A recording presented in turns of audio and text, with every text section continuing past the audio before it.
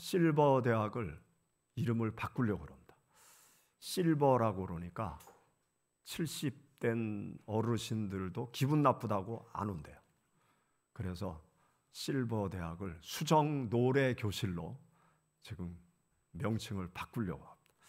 그래서 이 트렌드가 바뀌어가니까 노래 교실로 바꿔서 많은 분들이 오실 수 있도록 방향을 약간 수정하려고 합니다. 위에서 여러분들이 기도해 주시기를 바랍니다. 우리 다 같이 성경 말씀 보시겠습니다. 로마서 5장 8절 말씀부터 11절.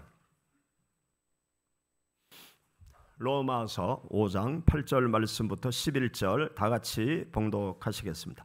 시몬 베드로가 이를 보고 예수의 무릎 아래에 엎드려 이르되 주여 나를 떠나소서 나는 죄인이로소이다 하니 이는 자기 및 자기와 함께 있는 모든 사람이 고기 잡힌 것으로 말미암아 놀라고 세베대 아들로서 시몬의 동업자인 야고보와 요한도 놀랐음이라.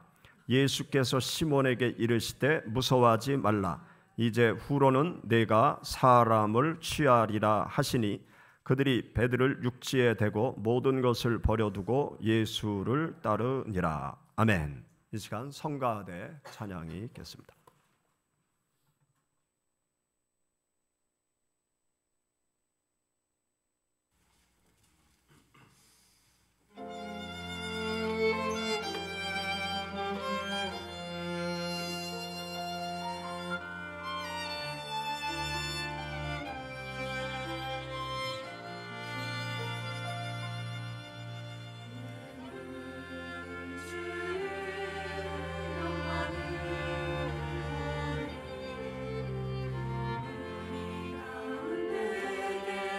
주의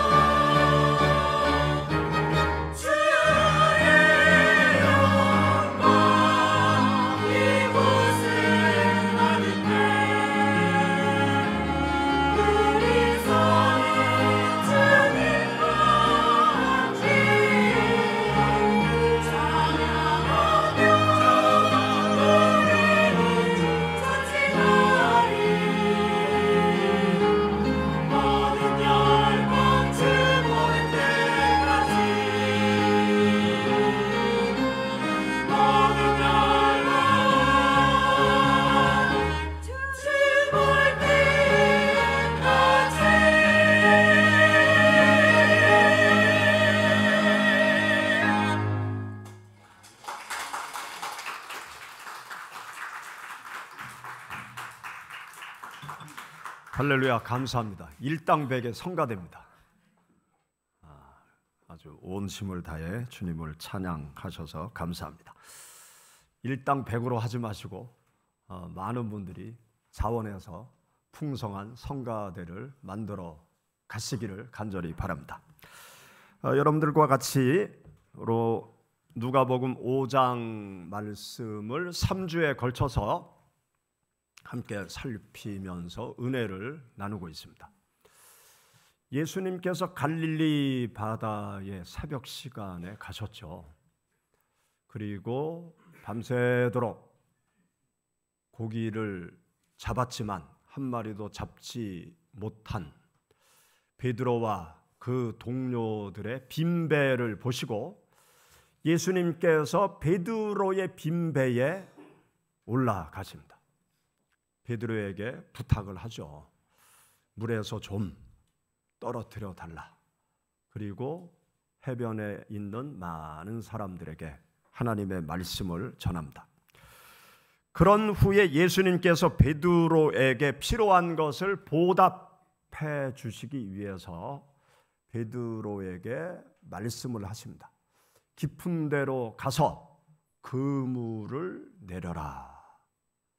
그때 베드로는 순간 여러 가지 생각을 하다가 예수님께 말씀을 합니다.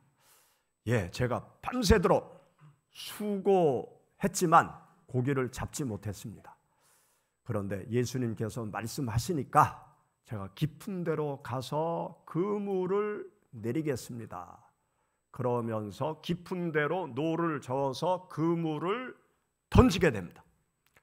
그물을 던지고 그물을 다시 잡아당기려고 할 때 직감적으로 감이 왔어요. 묵직한 게 엄청난 고기가 잡혔다는 사실을 베드로가 알게 되죠. 그리고 다른 빈배를 불러서 고기를 싣습니다.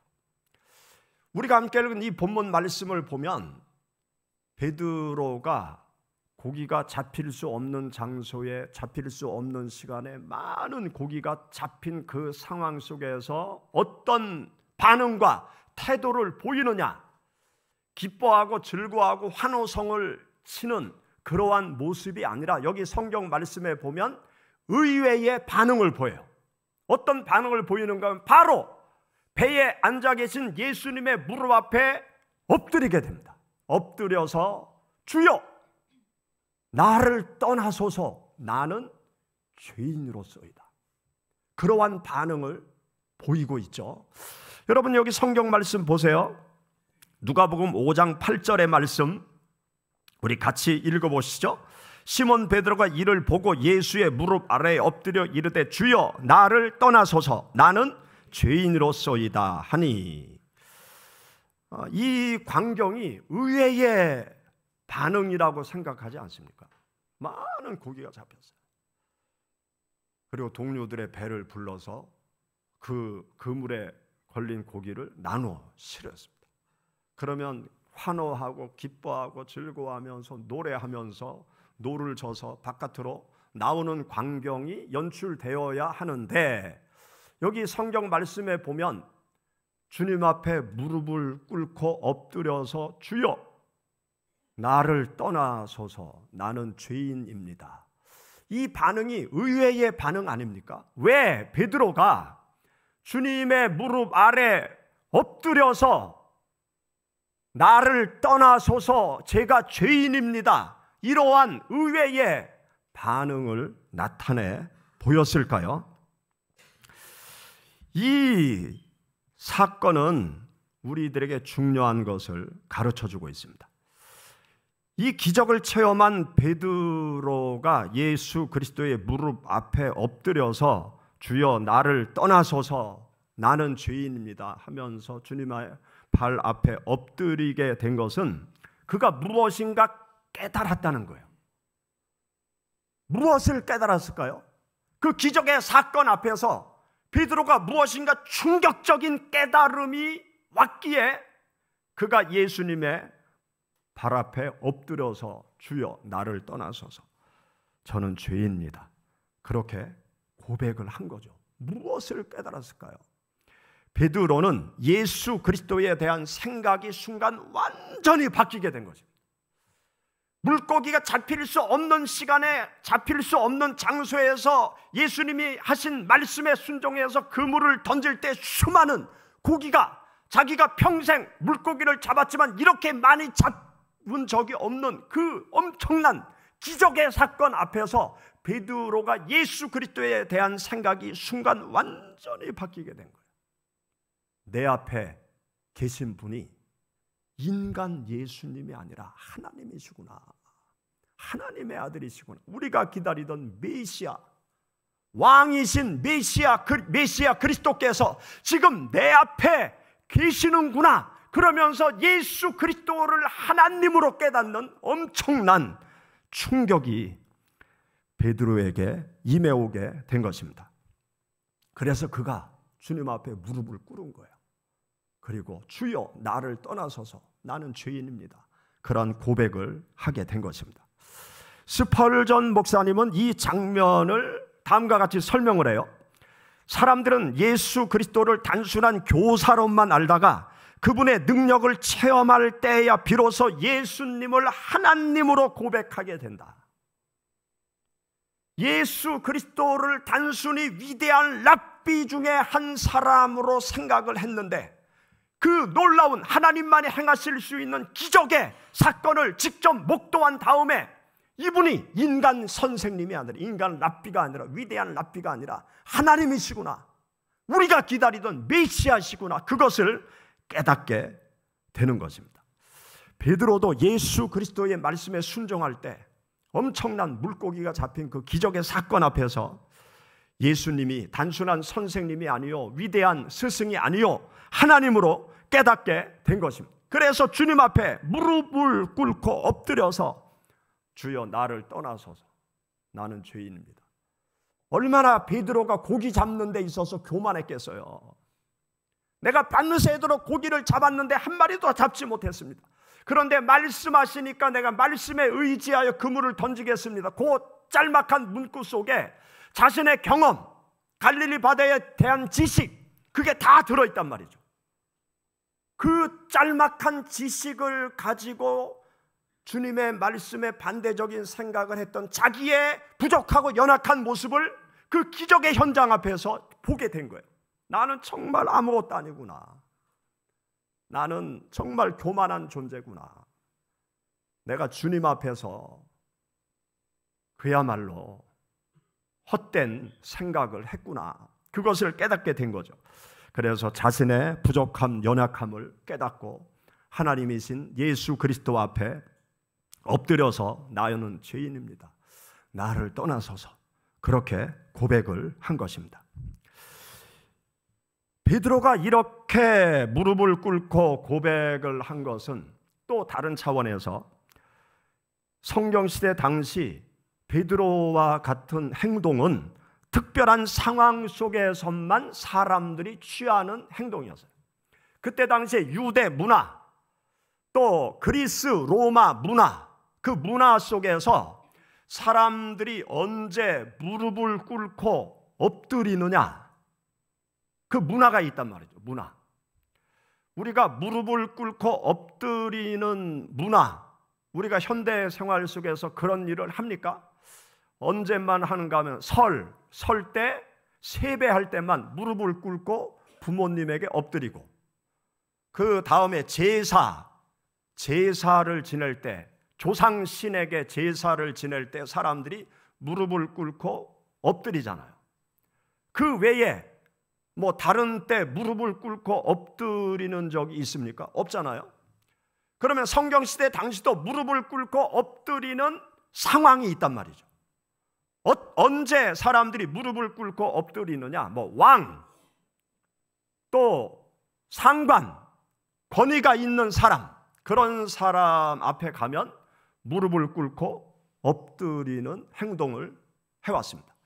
우리 옛날 조선시대, 뭐 중국, 그 옛날 고대 시대에 보면 그 왕 앞에 가면 사람들이 다 무릎을 꿇고 엎드리잖아요. 그 마르코 폴로의 동방견문록을 보면 이 마르코 폴로가 이탈리아에서 아버지를 따라서 중국까지 와요. 그리고 아버지가 인질로 맡겨놓고 물건을 가지고 이탈리아로 돌아갑니다. 그래서 궁중에서 생활을 하죠. 그러면서 자기가 본 이 중국의 생활상 여러 가지 모습을 동방견문록에 다 적어놨어요. 그런데 그때 당시 몽골이 이 중국을 지배하고 있는데 몽골의 황제 이 칸에게 나갈 때 한 100m 뒤에서부터 그 왕궁 문을 열고 들어가서 무릎을 꿇고 기어가는 거예요. 그 왕의 권위 앞에 무릎을 꿇고 기어가는 거예요. 그리고 가서 왕을 아련하는 거죠. 그리스 로마 사회에서도 황제를 신으로 추앙을 했습니다. 그래서 황제 신에게 나갈 때 모든 신하들은 무릎을 꿇고 엎드린 자세로 황제 앞에 있는 거예요. 그리고 신전, 신당 안에 들어가면 신 앞에 사람들이 무릎을 꿇고 엎드려서 경배를 드리고 마음을 드리는 그러한 행위를 고대 이스라엘 사회에서 보통 했던 것입니다.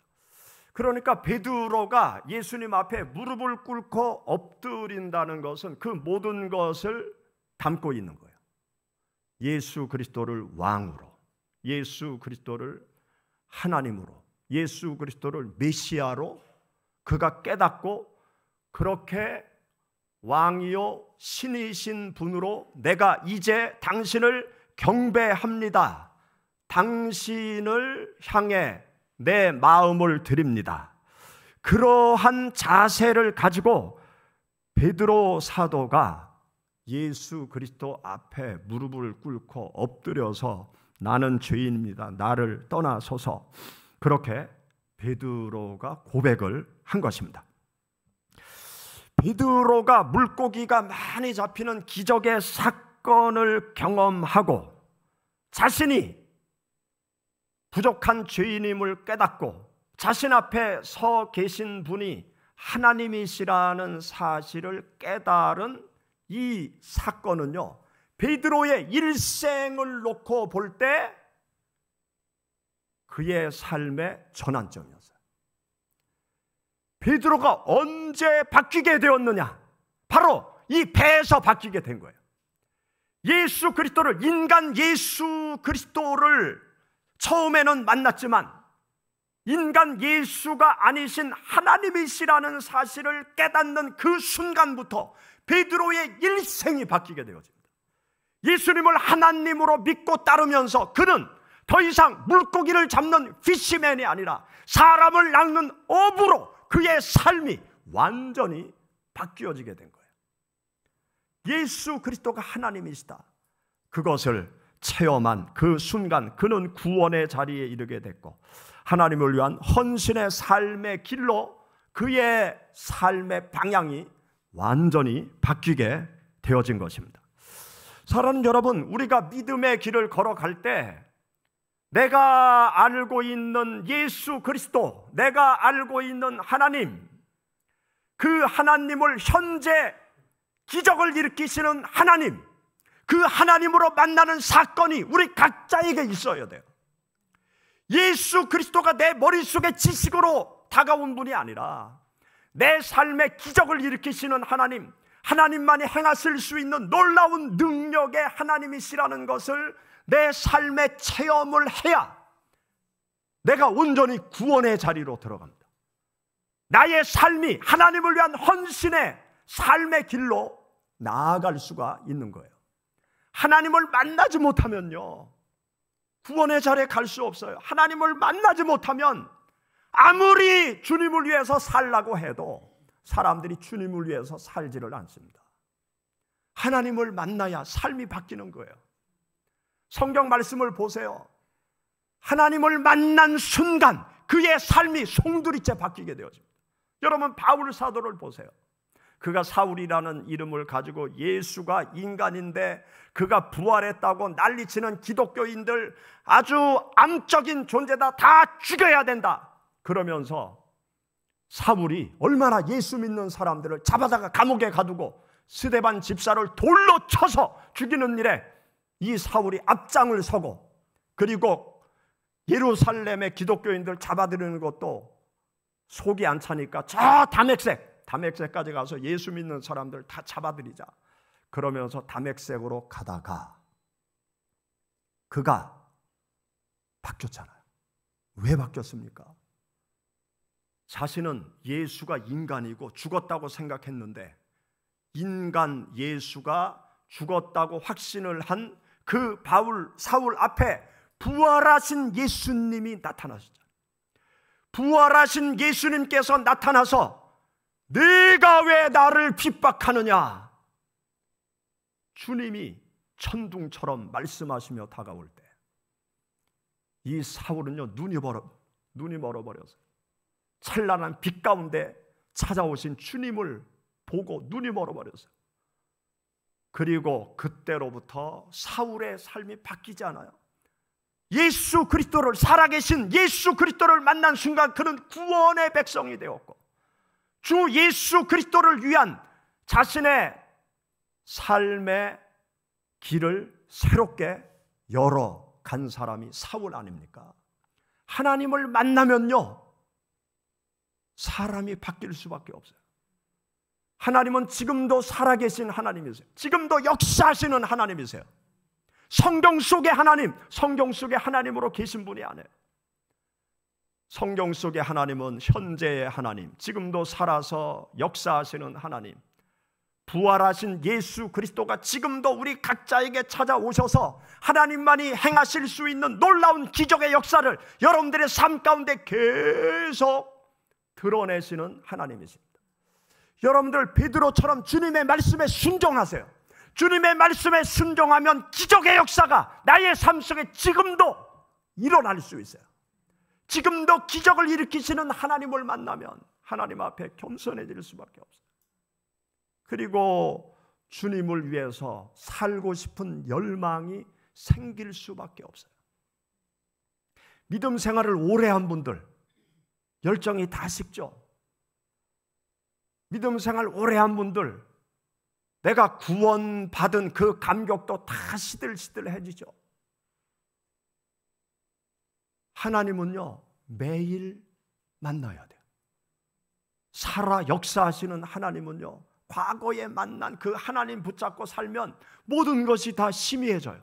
구원도 희미해지고 주님을 향해 살고 싶은 열정과 뜨거움도 식어져 버리고 우리는 매일 오늘 현재의 하나님, 현재 지금 살아서 역사하시는 그 하나님을 우리들의 삶의 순간순간 계속 체험해야 돼요.